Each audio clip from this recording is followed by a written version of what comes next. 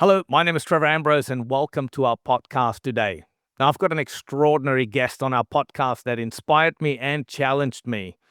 You know, when things get tough and challenging and times gets uncertain, the easiest thing to do is to give up. But what does it truly take to push through those challenging times and tough times in our lives? Well, our guest today, Adam Walker, he knows exactly what does it take.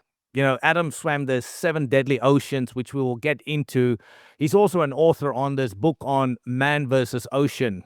I remember rushing to the uh, post office when the book arrived, and it was about 10 o'clock in the morning. I got the book and I started reading it, and I couldn't put it down. I read it literally from cover to cover that day till midnight, and it truly challenged me and inspired me. And definitely order yourself a copy, read this book. It will do exactly the same for you. Now, Adam also owns a wellness center. What he works with business people and public people, and we'll talk about that. And he's also a big believer in conservation. So, welcome, Adam. Great to have you on our podcast. Thank you for having me. I'm really excited, Trevor. Very good. So, Adam, you're a remarkable guy. I've read the book and love to share and love you to share with our guests as well. So, tell us a bit about your upbringing. Where did you grow up? Which part? And about your Well, you're childhood. very kind. You're very kind with that introduction. I appreciate it. Yeah, I was brought up in Nottingham, England. So just a normal sort of existence. My dad was a sales director. I was brought up with that salesy kind of mindset, but very competitive. So sporting background. And I was always taught to give it everything. My dad would always say, never give up and give it everything you've got. And that was instilled in me. So as a kid, I played a lot of sport. I played cricket. I played football up to about the age of 12. Had an injury at 13. So then I had to really stick to the cricket, less of the football, but played all sports. And I did swim as well. But swimming wasn't the main focus for me. It was all these other sports that people were more interested in. So Nottingham, I went to quite a nice school, actually, to the age of 15. I didn't like it very much. It was quite a posh school, but good on sport. All I wanted to do was play sport, and I couldn't wait to get out of that school at 15. And then I went back years later, actually, realized it wasn't quite as bad. So yeah, that's how I was brought up in a really nice family, supportive, and very competitive from my dad. That's what Yeah. was instilled in me.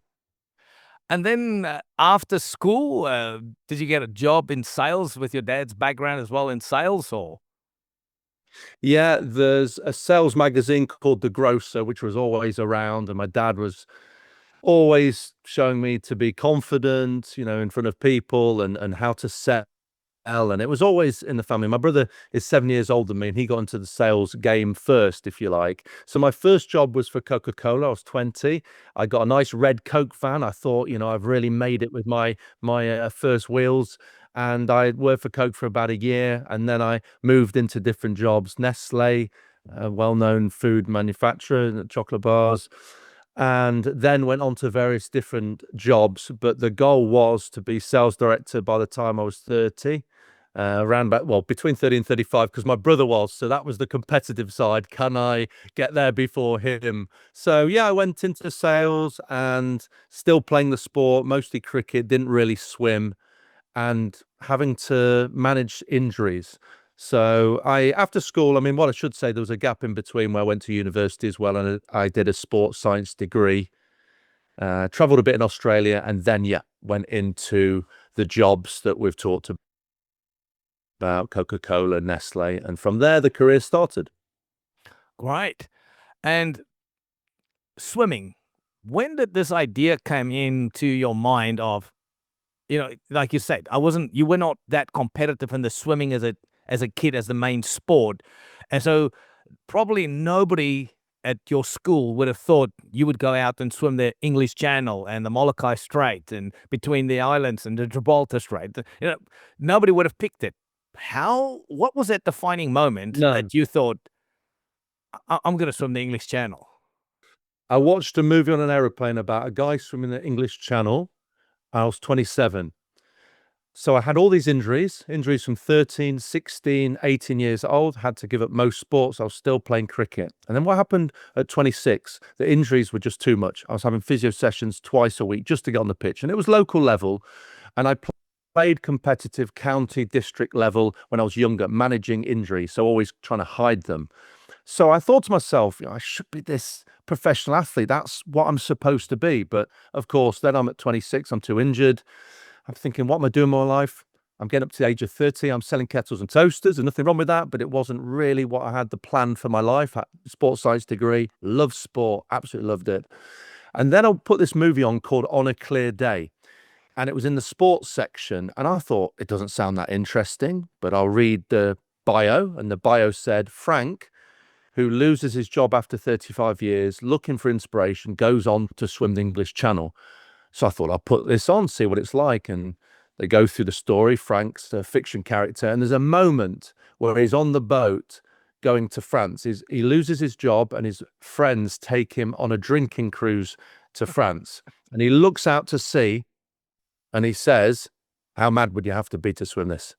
And that was the English Channel. And his friends are looking at him and, well, why would you want to do that?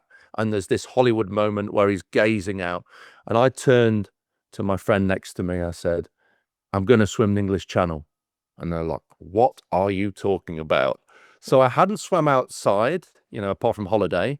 I hadn't swum properly for a good 5-6 years.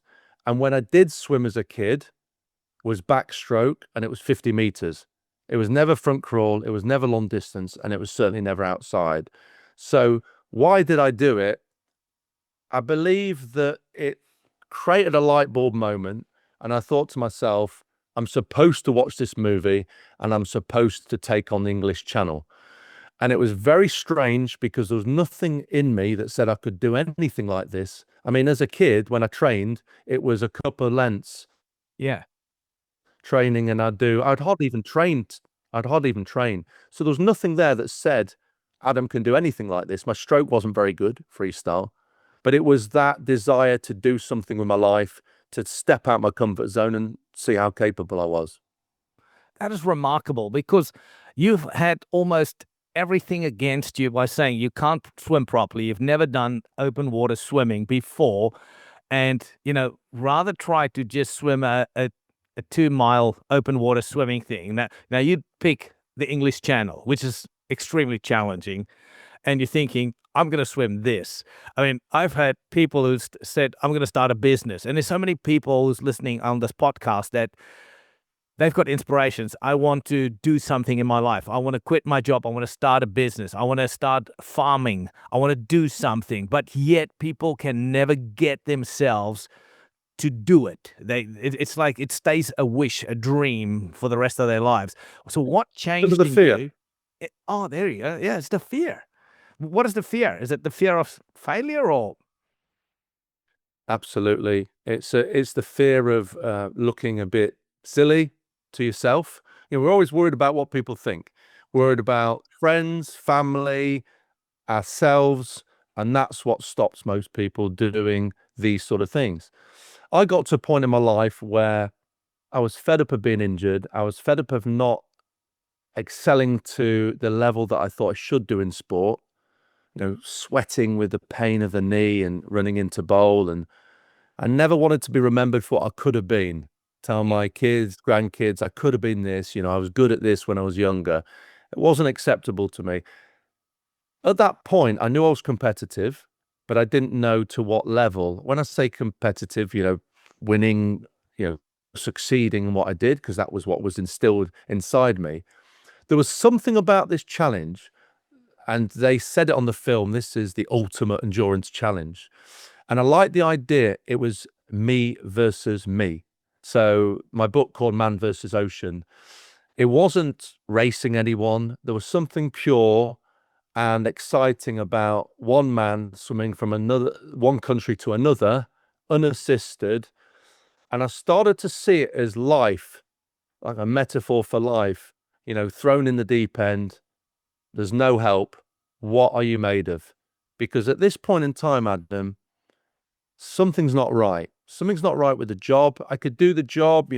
pushed. I wanted to sell the kettles and toast. I wanted to do my best and hit the figures and all that. But it just wasn't fulfilling me. And I used to make jokes of it.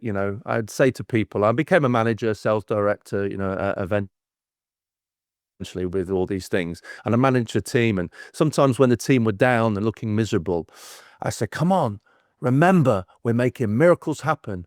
We're selling toasters and the world needs toast. And then that would be my way of joking my way through it. So I knew something was wrong in terms of my trying to joke through what I was doing, almost not taking it serious. I did my best, but something was missing.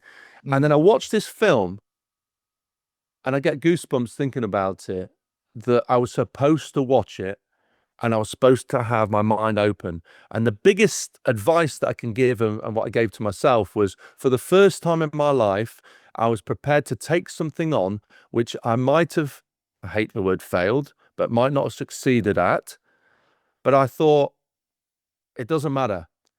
I need to go on this journey. It's about a journey of self-discovery. It was never about the certificates. It was never about actually getting across in the end. It was about Adam going on this self-discovery journey to find out who the hell is Adam, because I don't know. I don't know who he is. He's this guy who's competitive, but I don't know who I am as a person. So I need to find out. And there's nothing like throwing yourself in the deep end, swimming all day long, that you start to understand, are you tough? Are you weak? What's your failings? What's your, what are you about? And there's lots of time to think in this sport, Trevor, when you're out alone in the ocean. And that's the question I wanted to ask you is leading into the preparation, right? I remember reading in the book, you had to go down south and jump into the ocean in the harbor and just swimming around there for 6 hours, and you're not allowed to touch the ground. And you had to learn how to eat and to drink water and go to the toilet inside, and just trying not to touch. And the water's freezing cold. And if nobody's ever watched your videos, people go watch this video. He literally scrapes the ice to the side, hits it with a hammer, and climbs in. I don't know how you do it, but I'm probably a sook for that. But the preparation, what type of preparation do you have to put in? Is it weeks? Is it months of preparation to swim the English Channel? I went, yeah. Yeah, I mean, I went for zero training in the pool. I played a bit of water polo, but I played in goal, so I saved the ball, so I wasn't really swimming. So I did that as after cricket, but you can't really call that swimming. So the first step was to see how far I could swim in the pool. I did 40 minutes. I get myself a target 40 minutes, and I was really unfit, coughed my guts up on the side and thought this is a bit of a joke. But then the stubbornness kicked in and had to just keep going. So after around about 6 months of training, I built up to 5 hours non-stop in the pool. But then, of course, I had to swim outside. So I booked this swim in a lake, which they didn't take swimmers because of the temperature. And basically, the lake was too dirty. But I managed to convince this guy to let me swim. And then it all went a little bit wrong. 9 degrees, 5 paramedics. 45 minutes of a lukewarm shower, still hypothermic, and it was a baptism of fire. I didn't know what I was doing. I was like, well, I'll just keep swimming and for as long as I can. And after I swam the 5 hours, I booked the English Channel. So I actually booked it, Trevor, which was £1,000. I booked it having never swum outside in this sort of temperature, knowing that was the hardest thing that I've ever done, even harder than some of the things I went through with the swims, because once I had to commit myself. So once you commit yourself, the rest, then you then have to find a way to do the steps to make it happen. I think what happens with people is they go, how can I ever see myself doing something like that? I can't see myself doing that. I can't swim one length. How am I going to? And in different things in your life, you think, well, I don't know. And because you don't know, you think, well, I'm afraid because I might look stupid here. And the biggest advice is, if you can be prepared to give something everything and look at yourself in the mirror and go, do you know what? If I give it everything, there may be a chance that I can do this. And actually embrace the journey and enjoy the journey of getting better to achieve something, as opposed to, well, let's just not bother because I might look stupid. Yeah. And so many people do that, isn't it? It's that fear of the unknown, and they would rather play it safe than go big. And Yeah. so you swam the English Channel, right? And how do you deal with that negative self-talk that sometimes creeps into all of us by saying you're halfway into it and you're thinking, "Am I going to make it?" And this is crazy. This is ludicrous. Turn back.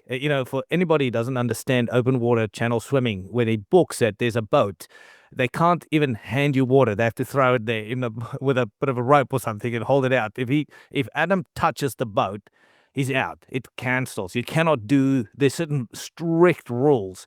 So you're swimming, and at a certain point, self-talk comes in, and there's negative self-talk. Am I really going to make it?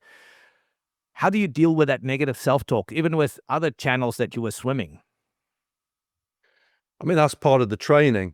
When you were saying that the pool side and then going to Dover into the harbour and doing these 6 hours and at times breaking down, early on, I don't mind sharing, I had tears at sometimes of breaking down because there's nothing worse than suffering. I don't say that word, COLD. Maybe for the podcast, I need to say it. No, I can't say it. COLD, because I never say the word. I disconnected it from my head. So anything negative, I try and disconnect and don't make it a real word. I say not as warm as we would like. So Yeah. the temperature punishes you like nothing else. The core temperature drops, and if you let it in, then you start shivering for hours on end. And breaking, it tries to break you. So you have to learn to visualize being warm, to think about the end goal, to tell yourself that you are stronger than the temperature you're in and the waves and the ocean that you're in. You have to build this mindset, and that involves a bit of training, because when you first go and you go, what has just happened there, that feeling, and then you hold on to that. And I talk about the devil and the angel, Trevor, the devil being so big, Yeah. saying you're not capable. Why do you think you're capable of this? This is a joke. Mm. And that's what the devil tries to do. And the angel's this big, saying, stay in the game, one arm in front of the other, just keep going. The biggest thing for an endurance sport and challengers is why you're doing it in the first place. What is the reason? Because if that reason isn't big enough, you're just Yeah. not going to do it. And for me, the self-discovery, Adam reaching 30, finding how capable he is, Mm. was bigger than the discomfort that I was in. And everything that I've gone through is the pain more powerful than the idea of the success Yeah. of achieving it? And Absolutely. my thought was always, I will feel more pain once I've got out quitting than I will in the pain that I'm currently in. And the pain will move forward. It will pass. Because some people go, well, you're swimming all day. English Channel, 11 and a half hours. 11 and a half hours. Wow. How do I get my head around that? But for me, in 11 and a half hours of swimming, I get this achievement that can never be taken away from me. And the Yeah. biggest thing the ocean swimming did for me was to help me understand who I am and to help me grow. So the focus, affirmations, tell yourself, one arm in front of the other, get to each checkpoint. So you have a drink, like you said, thrown over the side. You're not resting, you're treading water, and you don't want to be more than about 10, 15 seconds because the current will push you back and it could affect you when the tide changes later on. So you Yeah. have to not stress yourself out, but you are against time where the tide can turn, and you can be then going backwards for 5 to 6 hours. But you have to do like a marathon, running marathon. You go checkpoint to checkpoint. So I had a drink 1 hour, 2 hours, and then every half hour, because I'm burning up to 1,000 calories an hour. So in 11 and a half hours, that's a lot of, you do the maths, it's Yeah. 11 odd thousand calories. So you're talking what, 5 days of Food. calories Yes. And I of love what you're food. Yeah. saying is, yeah, I love what you're saying was the pain of quitting is going to last much longer than the pain of just, completing. I've got this picture here in 2012. You were swimming the Molokai Strait in June, and Mm. you were this is in between the two islands in Hawaii, and on your way there, tell people what happened with this Portuguese man o' war. Well, interesting. I feel that everything happened to me for a reason. So English Channel, I was really sick, Yeah. and I thought the swim's over. I had to get over that. Something's happened on every single swim until I Mm. got to Molokai, and Molokai is the longest one. So 29 miles on paper, so 40 something K. Warm water, so that's good. But Mm. with warm water, you get sharks, you get Portuguese man o' war, you get box jellyfish. I arrived and I was in the water 24 hours after the flight. So 18-hour flight, different time zone, probably was it 11 hours different? Yeah. And I was in the water 24 hours. No sleep, thinking, this is crazy, what am I doing? Managed to drag myself to 6 hours, tired. And then when I got to 9 hours, I heard him say he's going to break the world record, which was 12 hours. I started sprinting. I went backwards 3 hours when I started sprinting. I went sideways 2 hours, 5 hours lost. Then I'm not going to break the record. It's now 13 hours in and it's getting dark. And the whole thing with this swim is they don't let you in the dark because of the sharks. But I was so close. And I had a shark defense unit, like a device that lets off a sonar.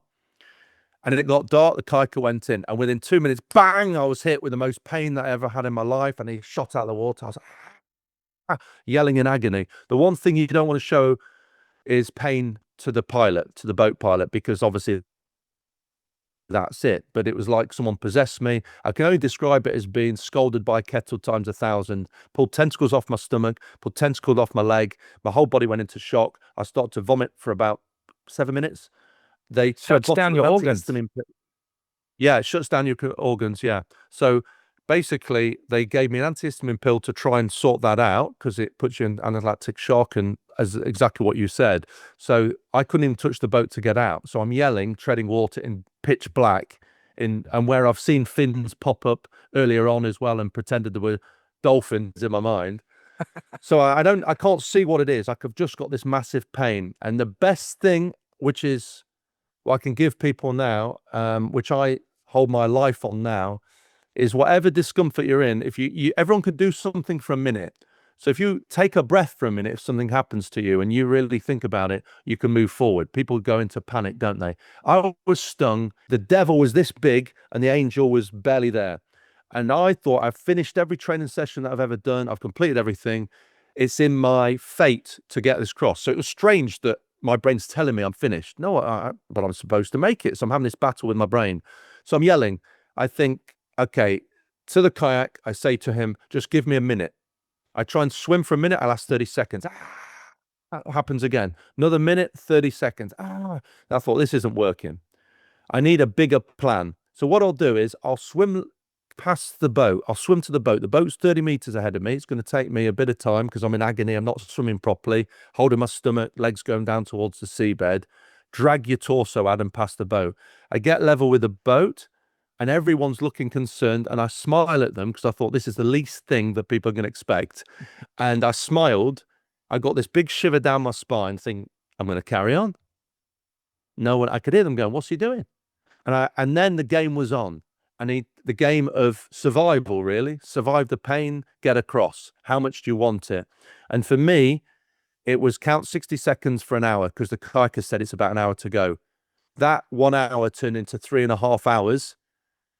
And what I did was I visualized the pain being a warm blanket. I thanked the ocean for doing it to me. Thank you for giving me this gift because I understand you're seeing it, how much I want it. It's a test.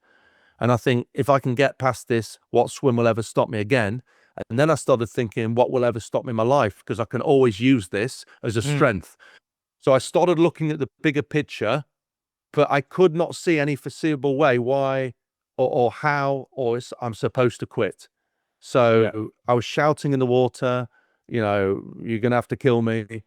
I'm not saying, people are going to listen to this and think I'm crazy.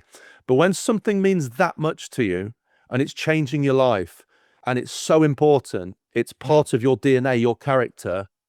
And one other thing, if your family were the other side of the beach or your friends and you had to complete it to save their life, we wouldn't even been having a conversation, Trevor. You would find a way.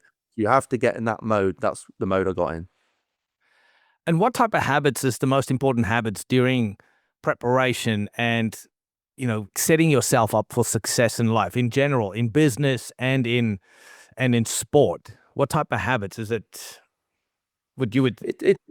Well, first of all, it's being positive. It sounds obvious, but I try not to let myself get down too long. I'm a human being like everybody else. I think sometimes people see me and go, he's so positive and nothing touches him. Yeah. No, things do.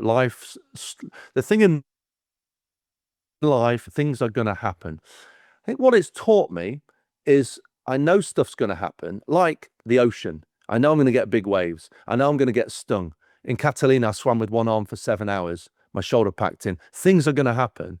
So I draw it on the swimming world of things happening in life and go, okay, well, sometimes I'm going to lose my wallet. Sometimes I'm going to be in a traffic jam. Sometimes with a customer's not going to answer me back. Or sometimes when I coach people in swimming, they're not going to get it. So I've got to go again, and find different ways. There is Mm. always a way to solve something Yeah. in everything in life. I really believe that there's always a way. So for me in life, it's about, okay, let's take that step back. Let's have that minute, like I was when I was stung by a Portuguese man of war, and think, okay, how do we move forward with this? Is it really as a bigger problem as I'm seeing, or is it just a fight or flight moment? Oh, it's hit me, and oh my God, what's happening, and you one negative thought turns into another, and then you have a meltdown.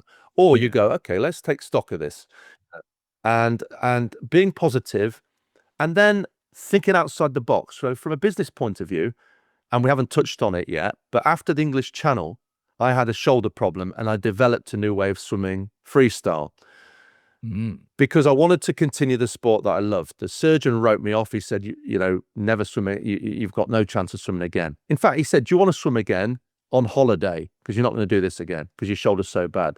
So Yeah. I developed a different way of swimming and didn't realize it was going to get me across 6 more channels. I thought I'll try one and another because I had a ruptured bicep tendon.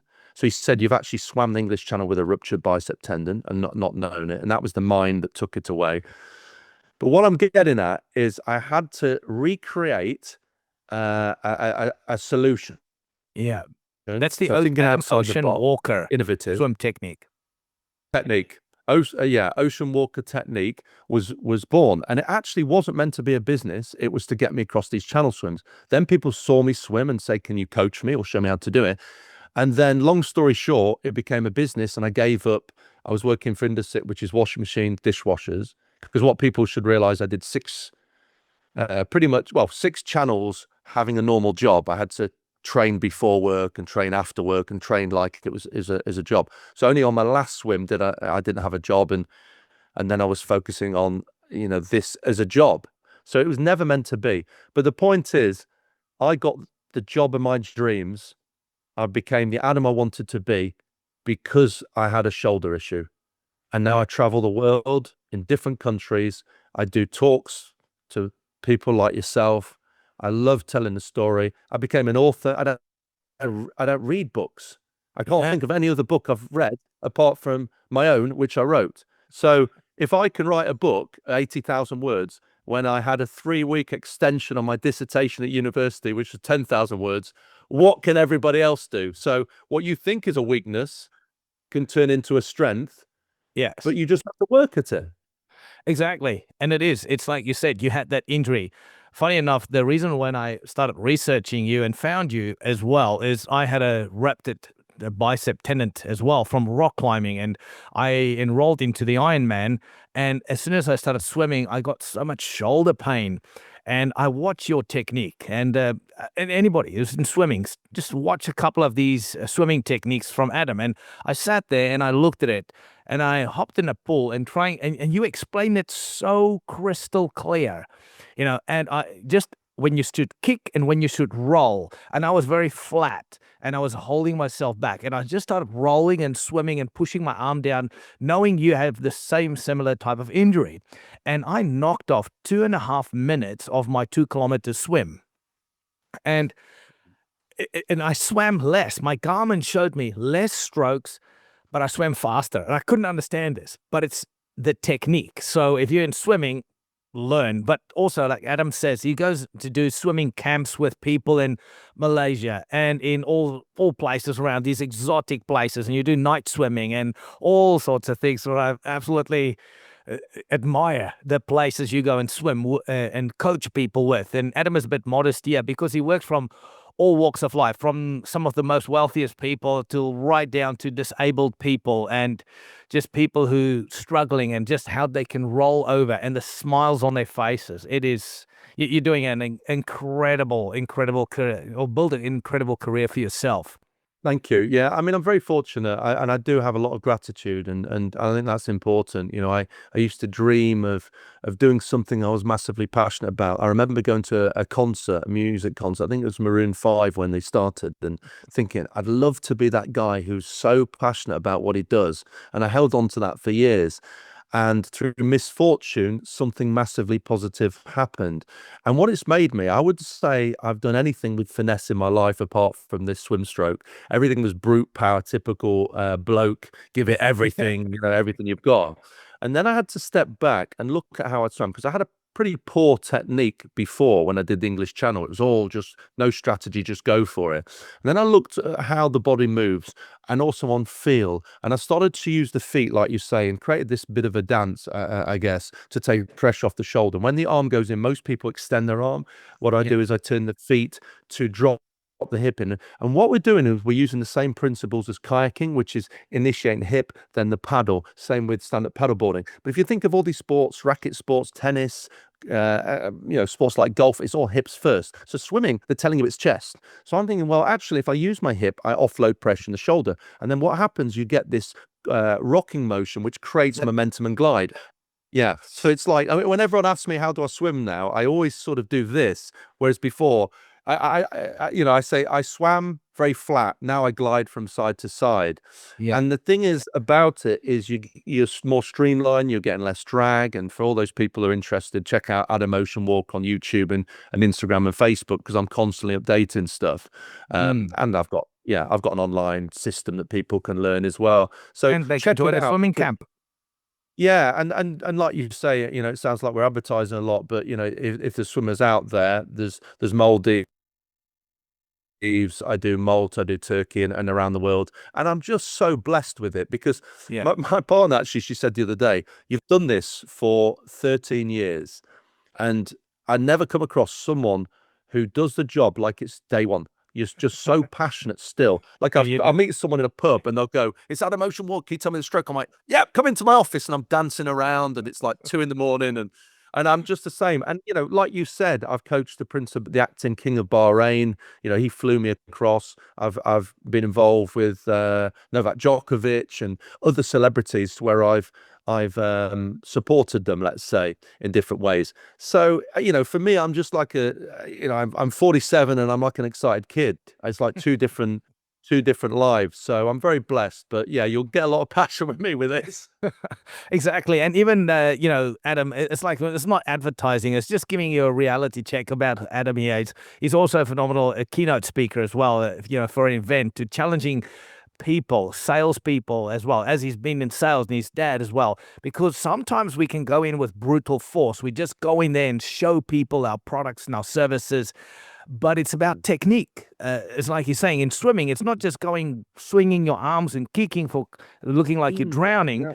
It is technique. There are techniques in everything. And listen to And Adam's also story. understanding people, Trevor. Sorry to talk over yours. Yeah. Yeah, I mean, for me, what I was just going to say there is, I remember there's a big supermarket called Sainsbury's in the UK, and I did this deal. 27 products I listed for Jan sale for the kettles and toasters, and he said I deal with 25 different suppliers, and most of them tell me every product is brilliant for my business. Get this, go for this, go for this. He said, you're the only one who says this isn't right, but this will work because of XYZ. This is the reason. This is your customer base, and it will 100% sell because it fits in line with what your model is.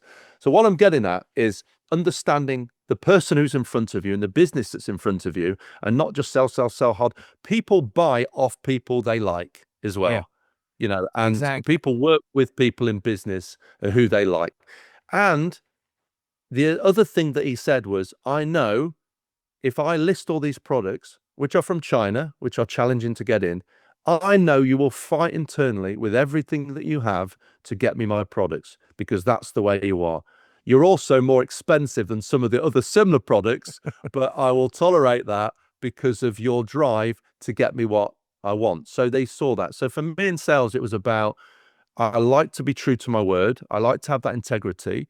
I like to deliver what I say I'm going to deliver, but also, you know, be honest about it. Obviously, salespeople, you're selling something and you're trying your best to convince them. But I like to think if you are real, people Yeah. will buy off you. And in the Of course. talks, for me in the talks, I think people like me doing the talks because I come from that background of sales and marketing, logistics challenges and all. Mm. Because I've worked for Coca-Cola, I've worked for non-food, I've worked for goods not for resale. I've kind of done the whole lot really. Yeah. But now, and I've been invited back to those companies, which was interesting with my old colleagues, where I'm talking about, the path that I've taken, which has been really nice to do that. And for me, the funny thing is, as a kid, the biggest fear of my life was public speaking at university. And then now it's become a job. So again, another example of how you can make something a strength and something you're passionate about. And I'm Mm. still that little kid that it reminds me, you're going on stage. I'm like, come on, it's showtime now. It's showtime. I feel like Rocky coming out, and then I need to deliver to prove to myself. It's so true. It's good. And I had a similar journey in that spot as well. Just my biggest fear was in public speaking, and then eventually wrote a book on public speaking and went and studied psychology to figure out what was wrong with me. And then I realized millions of people are struggling with it, and my biggest fear became my biggest asset. So as well, so it's great. So like you say, your injury helped you to be able to become your biggest asset in starting a business. But talking about business, you're looking at a lot of, or from your perspective of what you've seen, what do you think is it that business owners mentally sabotage themselves in business, in day-to-day operations and day-to-day things? How do business owners sabotage themselves or their business? I think it's easy to be in the moment. So rather than actually sometimes step back of, this is how we're going to get there. Sometimes it's like, okay, we just need to move. We need to get the numbers in. They get dictated by the numbers. And obviously there's directors and shareholders to answer to. So it becomes all this sort of panic scenario at Mm, times. And that filters down to employees as well. They're in the panic scenario. So they're not getting the best out of themselves. They're not organized, at times potentially because of that. So I think sabotaging yourself is, are you the calm person at the top? mm, Are those employees seeing that calm person? Is the direction really clear on where you're going with that? Do yeah, you have the drive, the passion, the enthusiasm? Is that filtered down that they can really see in your eyes that actually you would go to the end of the earth to support them as well? And it's one team, one family. A lot of business says, we're I have to watch for that because actually with us, I feel like we are a family, but it's a line, isn't it? It couldn't be a line for people. We're one family together. We're working for the same cause, but they're working for you as yeah, well. So you have to do the right things to make them feel part of the family, rewarding them and supporting them, but yeah, also doing interesting things as well, not just the one thing. I'm diverted a little bit, but actually, we have a well-being center. So to look after people's mental health, physical health, as well as the swimming. And more people are coming businesses now because they realize actually we need to invest in our employees in their mental mm, health and actually show that we care about them. yes, That it's not just about the number, it's about let's go away and we're going to demonstrate through sound healing and through doing stand-up paddleboard and this environment. We're away from any traffic. We're 500 meters from the nearest neighbor. We've got this peaceful surroundings. And it's great for me because I get to be in that business world again, which mm, doesn't seem that long ago. But I think the behavior side of people at the top is really important. We're always going to have prices going up, competition, yeah, logistics issue, delivering things, being first to market. Um, mm, and then it's how do you deal with that? How do you deal with it when someone says no? I yeah, don't want that, or has a go at you. Like, I mm, used to sell washing machines. Every Wednesday, I get a call from this supermarket going, our competitor who you deal with, you give them cheaper prices. So I'm going to delist all your products. I say, you say that every week. What about the 26 products that we've supported you to be cheaper? Your 26 products, you're talking about six. And they go, well, I'm focusing on the six, not the 26. I want those six. Yeah. These conversations, and I fast forward from my days in business and sales, and they're still having the same conversation. Prices Mm, go up. I need more support, the buyers, from yeah. you. What are you going to do about it? And threats, threats, threats. Yeah. What's your temperament? And what can you show that customer that you deliver beyond everything else? I I, talked about knowing the customer, and are you quicker? Have you got a better product? And you go through all the things. What are you selling that is better? Well, I had a kettle that 25 other suppliers had. So how am I any different? And I'm more expensive. So what do I represent? I represent passion, care for the business. I'll look after you and I'll deliver what you want me to deliver. yeah. Because you see sometimes business owners, how they sabotage themselves is when the environment that they're in, or that week or that quarter is a downturn quarter, and things are not working, and they walk into the office, shoulders are hanging, they don't talk to staff, they negative. The words that comes out is, oh, it's going to be a bad week, it's a bad month, and we're behind in sales. And they just focus on the negative. It's like you're saying, then the Molokai Strait got stung by Portuguese man of war. You take that 60 seconds and just focusing on what you can do instead of what you can't do, or what is happening. And you're focusing on, like you're saying, I can take a breath. I can take off these tentacles. And then I love it when you mentioned, and I swam past the kayak and I just smiled at them, that they didn't realize you are in this extreme pain, and then you smile and you're telling yourself, I'm not going to quit. And I think that's what business owners sometimes do is when times are tough, their shoulders are hanging, they start speaking negativity, it filters down to staff, and it just sabotages the business in a way. It's absolute habit as well. There's either positive habits or negative habits. So for me, in the training aspect, I had to complete every training swim that I ever did to get into winning habits. So then when I Yeah. got Molokai and got the stings, my brain knows nothing else other than completing the tasks that I've set out. Now, if you take a business owner or somebody at the top and something's going wrong, and they have that temperament, that negative temperament, and then that becomes a habit. So the negative again, negative again.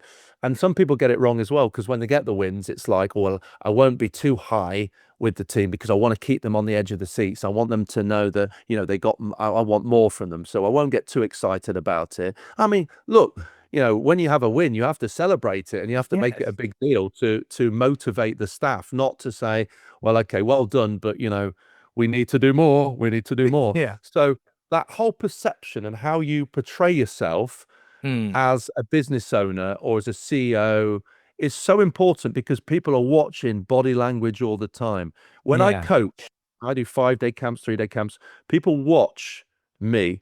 I watch them. I watch their habits. And I think Mm. the sales has really helped me when I go around the room at the start and say, why are you here? And someone says, oh, my name's David and I'll be the worst here. I'm like, okay, we need to keep an eye on David, because David has no faith in himself. No matter what we do, he's going to think he can't get the stroke. Mm. Or there's someone outspoken, or you see the eyes looking down, or there's things going on in their life, and you try and carefully work out the little buttons, the right way to deal with them. So that's understanding people. And I think as a CEO, you have to understand who is that person in front of you. You can't have one blanket approach. And if that blanket approach is put a rocket up their backside, then you're Yeah. just going to lose staff. So Exactly. ultimately, in the end, you have to fly the flag. You have to be that person. Um, there's nothing on you. It looks genuine as well. Because Yeah. I've had sales directors that go, how are we doing, everybody? Good. Keep up the good work. I'm like, that's not genuine. No. You can show that support, show you care, and you're not just a number. And Yeah. people, and also you have to look after them in either financially or other ways, like well-being. And then you want them to feel like it's their business, don't you? We have a Yeah. small team here. I'm saying to my well-being person, we're talking about doing a different activity. I say, do you want to do it? Is this something you're passionate about? Yeah, I'd love to do that. I'd love to do sound healing with the crystal bowls. Right, let's get some crystal bowls then, because I know she's going to love it and people will want to come gravitate towards her. If I Mm. say to her, do you want to do some running around the field when running's not her thing? And I thought about getting a running club, I know it's not going to work. What's the point? Yeah, Maybe we'll get some exactly. people in. I think it was, What is the passion? yeah, I think it was Simon Sinek who once said, sometimes when you see somebody's sales is continuously down, as a leader, it's not a good thing to walk up to this person and say, hey, your sales are down. You know, if you can't meet the target within the next 2 or 3 weeks or next month, your job is at risk. He said, it's literally to go and sit down and say, hello, Adam, your sales are down. Is everything okay at home? How's the life? You know, how's things at home? Yeah, just sitting genuinely caring about Find out. staff and caring about people, and that's how we win in life. So you got this Yeah. wellness center looking after people, and it's so important. But also, you are also looking after the ocean. You're a big advocate. You were doing the swim between, and I think it's in 2014. It's that picture behind you. Such a great picture. When I read it in the book, it's so amazing. You were swimming in between the two islands of New Zealand, and all of a sudden, I read it here. Even here on the back of the book, it says here, I looked down into the ocean and saw the shark, and a pot of dolphins, you know, remained by my side, and I felt like they were protecting me and leading me home. What happened? Well, I mean, instantly I get goosebumps when you ask me that because it just feels like yesterday. Incredible moment. So, as you explained, I'm big into conservation. So, my charity is whale and dolphin conservation, protecting whales and dolphins. And what happened was I was 3 hours into the swim, and lots of different things happened on the swim, as we've talked about. Yeah, every swim posed a different challenge. Sagari Chan, Japan, massive swells. Hawaii, you know, man of war, swim with one arm. So I'm sick after 3 hours. And I looked at the sky and I went, oh, just give me something positive, ocean gods. Just give me something. You know, haven't I done enough to prove myself? And then all of a sudden, this dolphin just so fast, a fin. I didn't know it was a dolphin. I didn't know it was a shark. And all of a sudden, I've got 12 dolphins alongside me, flanking me. One kept circling me, and I thought, wow, this is amazing. What's happening here? Maybe they'll go away in a second. And this happened for, well, it happened for an hour and a half. And then every time I stopped after 30 minutes, the dolphins, if you look at, if they go to Adam Walker Swim with Dolphins on YouTube, they'll see it. They stop and then they carry on. And this And happened for an hour and a half. that's not their normal behavior. No, that's not normal behavior. So when it first happened, and we were there, and it was like 20 minutes, 25 minutes, I thought, this is amazing. But I was swimming with my head up, and I swim with my head down with the new technique. So I thought, oh, I'm hurting my neck. So I just looked down. And then I saw a dolphin that was deeper, around about, hard to tell, but let's say 10 to 12 foot down, maybe a little bit deep. It's hard to see the perspective. But this dolphin was moving different. It was moving from side to side like this in a Yeah, different. not like. And I realized that no, not like up and down. It was like this, which I realized isn't a dolphin. It also had pointed teeth, I say, but that's a bit of a joke. So it's tracking me like this. And then, like in life, I chose in my swims, do I focus on the positive or do I focus on the negative? And I trained myself through a hypnotherapist as well. While I'm focused on the positive, I can't be thinking negative. While I'm thinking I'm warm, I can't think I'm not warm. While I think I'm going to achieve my goal, I can't think I'm not going to achieve my goal. You can't think of positive and negative at the same time.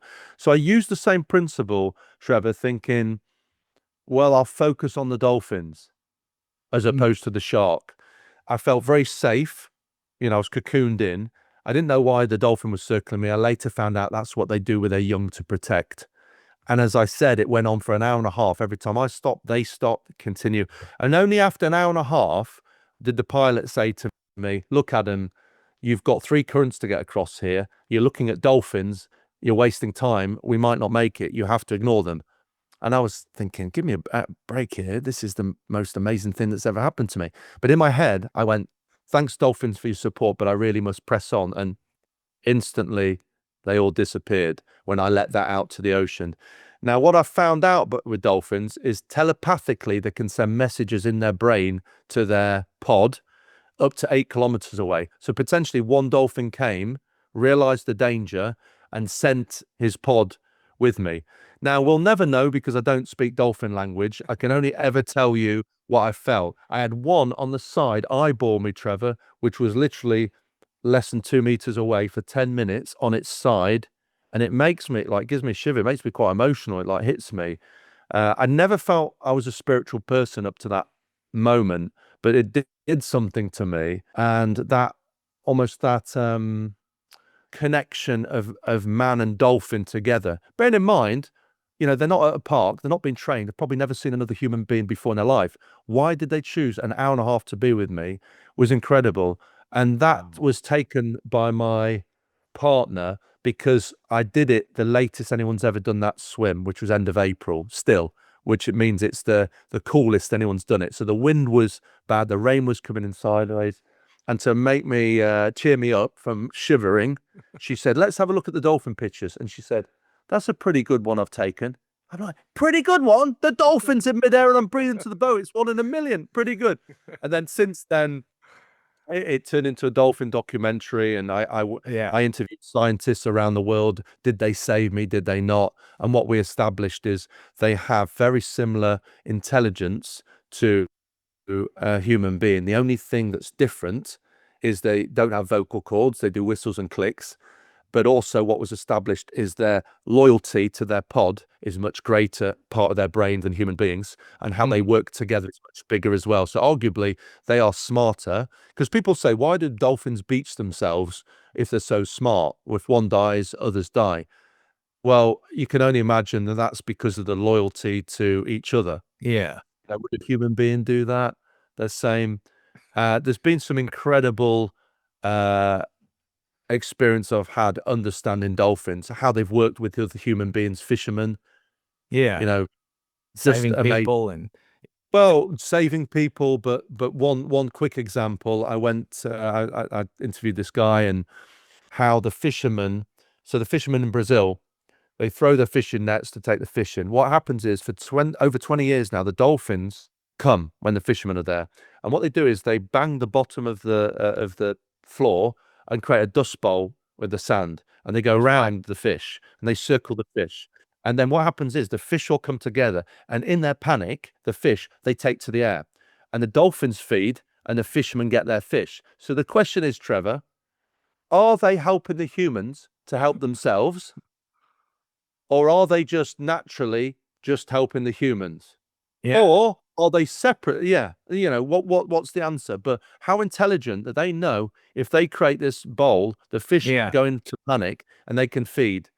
And It's what they do is they bang lots of times when they tell the fishermen to throw the net, they make a load of noise, fishermen throw it when they're in position, and they take the fish. that's remarkable. And so with your conservation in uh, dolphins and whales, and so it's the awareness that you guys are creating with people, looking after plastics and not looking after the ocean, looking after the animals. Yeah. It's I watched that documentary and it really moved me. There's so much great into that documentary. And I think it was filmed there in between the two straits of New Zealand as well. Yes, yeah, exactly. Yeah. Yeah, I mean, for me, I feel like I have a bit of a duty in my head. I've got the job that I want to do, and I have a bit of a platform in the swimming world. So it means that I'm able to reach out to people. Having my own facility, my own wellbeing center, we do events and we raise money as well. I have my own swimwear and merchandise, which we donate to whale and dolphin conservation. So it's the awareness. My swimwear actually, my shorts are made from plastic found in the ocean. So the swimwears does that. We have I think it's 95 plastic bottles, the robe, these robes that people wear, these That's right. swim robes. So what we're trying to do as much as possible is make it eco-friendly. Even at the lake, we're reusing things. We try not to use plastic. And that's my part to do, really. I just feel good about doing those sort of nice things, and of course we Giving make a back. platform for people. Yeah, yeah, I think that's what people should do when they get the job they Mm, want to do and they have that sort of life. Because I meet lots of celebrities, and some are nicer than others, and I think they forget actually what it is to be normal, and to have that mm, platform where you can actually help others. And that's why I love exactly. these talks, Trevor, because for me, yes, it's a job, and the swimming coaching is a job, but it's in my blood. It's It's something that right. I've been gifted.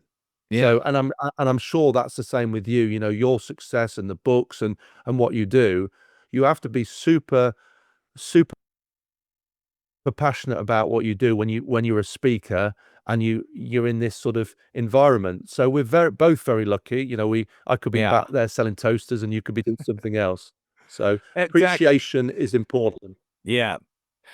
One of the last things in talking about the swimming part was when you did the Irish Channel, you get these lion manes and these jellyfish. If nobody's seen the pictures of these ones, they are enormous and they tentacles are as long as a blue whale. And 120 feet long tentacles. you're Yeah. swimming, and I think you mentioned how many you had to swim around and past them in the channel. What was it like? Yeah, I mean, one moment I had to, well, I didn't have to, but I thought I'm so surrounded, I'll swim backwards. So I went from Ireland to Scotland. And at one point, after an hour, I was swimming back to Ireland where I started. And on the boat, they're going, Scotland's that way. Where are you going? I said, I'm surrounded by jellyfish, which they said, just swim through them, which is easier said than done. The lion's mane jellyfish, 120 feet long tentacles. It was one of the few swims that was flat, which you would think great. It's the Yeah, one swim I didn't want it flat because when it's flat, the jellyfish come to the surface. that's And right. what I didn't realize, when they die, they actually shed the tentacles and they still sting you. I thought it was fishing line and you can still get stung. So the good thing about a lion's mane jellyfish is, and I always say this, it's not as bad as a Portuguese man of war. It's all about For sure. perspective, Trevor. So you have to be stung several times before you're hospitalized, whereas Portuguese man of war can be once. Yeah. So for me, it taught me toughness and obviously I had to dodge and just it was like a lane of a motorway or something. I thought I'll go left, I'll go right, I'll go left.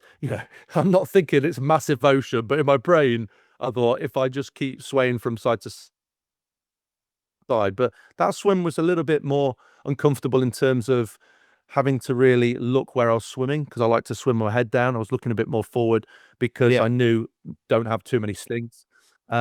And I was stung, but as I say, not the same pain as the Portuguese man of war, Yeah. and not the same effort as Sagaru Challenge Japan, where I was 50.5 hours, like a tidal wave was over the top of me. I had to sprint 11.5 hours in that swim, Trevor, to get across the Sagaru Channel. So, I could draw back on all these experiences, and I felt like something happened each time to make me stronger. Mm. So before Hawaii, no, sorry, after Hawaii, stung by the man of war, Catalina was the next swim. My arm packed in halfway Yeah. through, and I had to swim with one arm for 7.5 hours. Then I get the sting, the lion's mane and the dolphins and the shark and all this stuff. But I think things happen for a reason. And the biggest thing I think is rather than think, woe me, if something goes wrong or poor me, and if you start to look at it, it's supposed to happen. You don't know why at times. Why is that? Mm. Why has that gone wrong for me? Like with my shoulder. Why am I having another injury problem when I've had so many over the years? Why can't I have this one sport that I love? Let me carry on. And you Yeah. think, okay, what do I do about this? I'll change the way I swim. And then you get gifted the fact it's a business. And then the extension of the dream is then you build a 17-acre well-being center to introduce people to the sport that you love. So don't feel sorry for me. It's the greatest gift that I ever got was a bad shoulder and to be stung by a Portuguese man of war. And so, same in business. Sometimes in business, if you lose that sale, it's probably a good thing to wake you up, to start thinking differently, to communicate differently, to get a new strategy, a new approach, to maybe read a book, to attend a course, to do something about it so that you don't go back and lose another sale. So sometimes when things go bad, it actually pushes you outside of the comfort zone. And I think what also happened during COVID, a lot of companies went, I can't do this. And other people said, what can we do? And I think that's a big thing. In COVID actually shook people to start thinking outside of their box. Restaurants started delivering that never wanted to do it. People who never wanted to be on Zoom and Teams started doing training via Teams and Zoom. So there was so much good. So sometimes the biggest setback that you can have, and maybe somebody's listening today, you're having challenges, and maybe you feel like you're the underdog. You're not there. You're not destined. I mean, if you would have looked at Adam at the age of 24, you would have never thought he could have swum a channel. small little belly, looked, I remember picture days in my mind at 25. I went to Turkey and had this belly. I'd lost, any six pack I had as a kid. Uh, and the reason I was smiling when you were saying about that, because I did tips from the hot tub, swim tips from the hot tub, because we didn't have a lake then. It was when we were building our facility. And I've for people as well, so they know, I have a swim tank where I coach people in a barn. People fly in, and there's options for lessons. But then I didn't have any of this, so I was doing tips from the hot tub. And then also, I was never going to have an online coaching system because I was stubborn. I wanted to do it in person.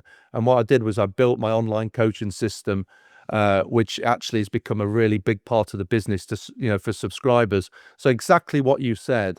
I think, look at this situation, and to refresh. And I think people also should refresh themselves anyway. What I mean by that is, some of these, a lot more people are taking on challenges, CEOs or bosses, because they want to show they can walk the walk, be respected. But also, when you push yourself in a different environment, it makes you stronger in a business environment rather than stagnate.